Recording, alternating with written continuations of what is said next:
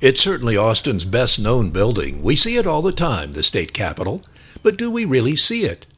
That statue at the very top of the dome, just a blur from far away. But what a story.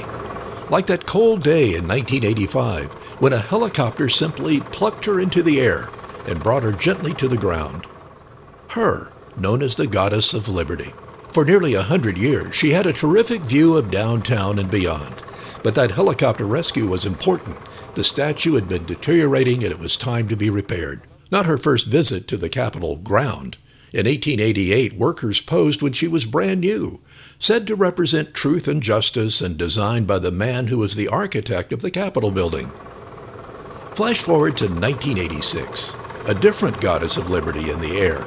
Not the original, but a new one made of aluminum, who would take her place on top of the dome. It was quite an ordeal to install the new goddess as helicopters struggled to place it perfectly. Not only did the winds pick up, the ceiling dropped to 400 feet. After a total of 8 attempts, the mission was postponed with hopes that the weather would clear.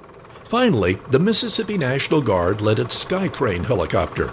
Reporter Dick Ellis broadcast the occasion live on KVUE that summer morning long ago.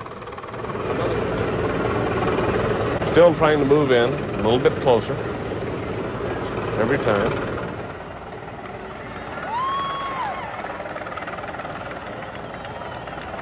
The Goddess of Liberty is back on top of the state capitol building. It is an honor to be a part of history, and now you have been a part of history too. And that's the statue we see today on top of the Capitol, if we look close enough.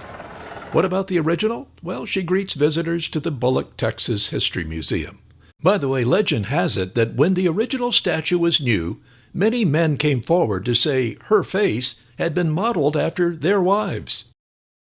But if that's true, nobody ever stepped forward to say, hey, that's me.